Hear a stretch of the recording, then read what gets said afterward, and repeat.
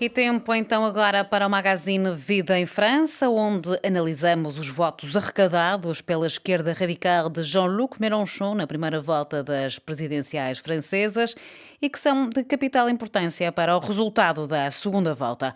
Um trabalho de Lígia Anjos. Vida em França.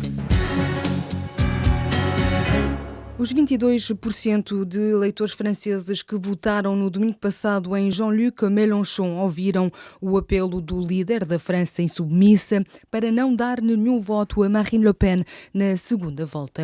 Esta foi uma derrota, mas ao mesmo tempo uma vitória. Jean-Luc Mélenchon foi o único candidato de esquerda nestas eleições, descreve Cristina Semblano, apoiante da França insubmissa, que acredita que muitos eleitores se vão desmobilizar na segunda volta marcada para dia 24 deste mês. Foi uma derrota, mas ao mesmo tempo uma vitória. Eu diria, com o economista e filósofo Frédéric Lordon, que nestas eleições os jogos estavam feitos.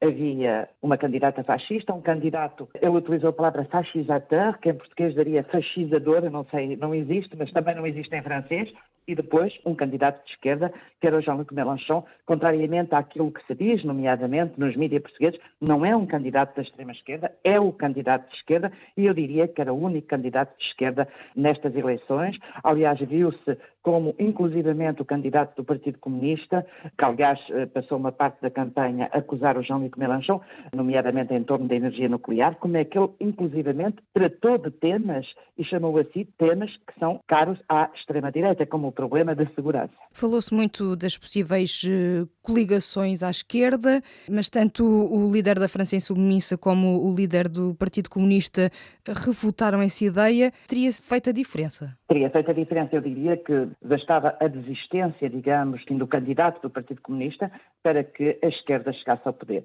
Isso é lamentável. Ora bem, quando eu falo de esquerda, não falo da esquerda do PS, nem da esquerda ecologista. Aliás, viu-se perfeitamente o descrédito deles nas eleições. Eu não quero julgar as eleições pela percentagem dos votantes, não quero julgar os candidatos ou as suas políticas, mas, enfim, candidata de um partido que foi um partido de poder, a Anne Hidalgo, que aliás é atual presidente das câmaras de Paris, que nem sequer chegou a 2%, e o ecologista, que também nem sequer a 5% chegou.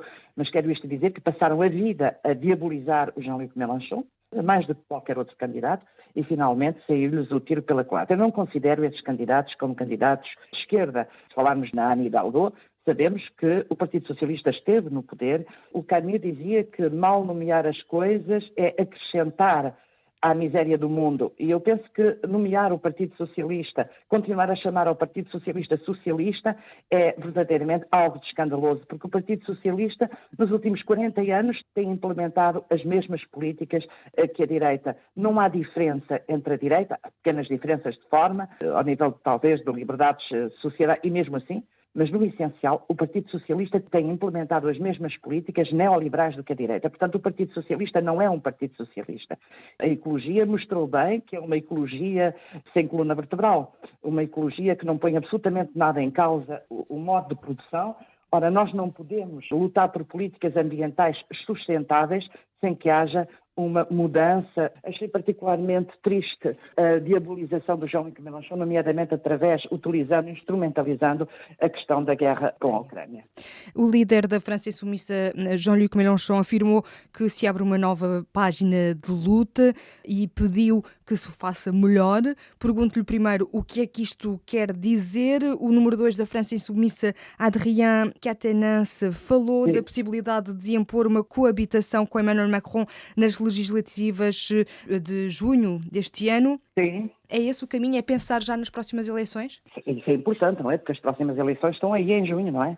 Portanto, é preciso definirmos aquilo que queremos, não é? O que é Vamos querer fazer um outro melhor? quinquênio, depois deste quinquênio desastroso, depois da política do Emmanuel Macron, desde que ele chegou, aliás, a Bercy, ao Ministério das Finanças, mas que ainda se intensificou depois da sua eleição como Presidente da República. Houve uma aceleração das políticas neoliberais inédita. Podemos dizer que foi uma continuação, mas uma continuação acelerada. Aliás, Isso verificou-se pela resistência que se cristalizou, nomeadamente, no movimento dos coletes amarelos e nas grandes manifestações contra a reforma das pensões. Portanto, eu penso que a questão coloca-se de saber se Emmanuel Macron for eleito daqui a, aliás, uma semana e meia, já falta só uma semana e meia, o que é que vai acontecer? Quer dizer, vamos ficar de braços caídos? Não, é necessário que nas legislativas pensemos bem naquilo que queremos e, nomeadamente, em uniões que possam levar a voz da esquerda ao Parlamento. Corremos o risco dos eleitores da França Insubmissa se desmobilizarem nesta segunda volta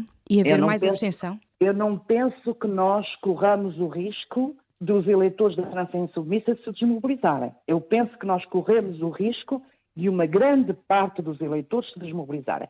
Quando há eleições, começa-se a falar naqueles que atingiram os melhores resultados, nos vencedores, não é? Neste caso, Emmanuel Macron e Marine Le Pen, mas silenciamos a abstenção. A taxa de abstenção nesta primeira volta das presidenciais foi muito importante.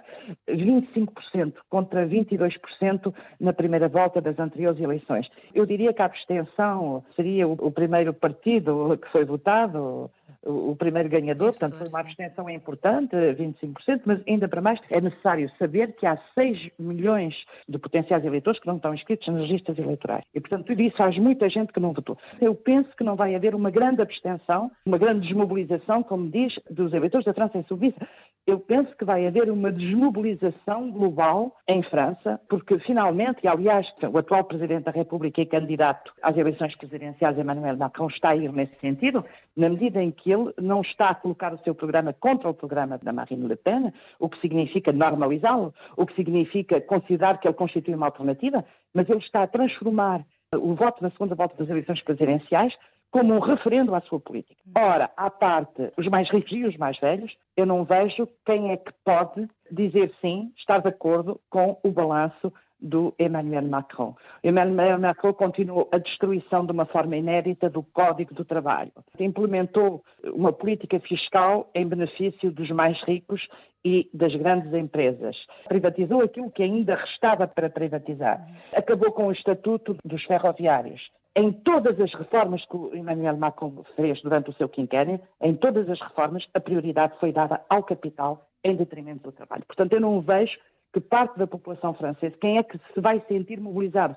Até agora a mobilização efetuava-se muito através do medo na segunda volta, o medo da extrema-direita. Mas também temos de ver que as reformas do presidente Macron traduziram-se por uma imensa resistência da população. A população não quer no seu conjunto esta viragem neoliberal que foi prosseguida de forma ainda mais intensa pelo presidente Macron.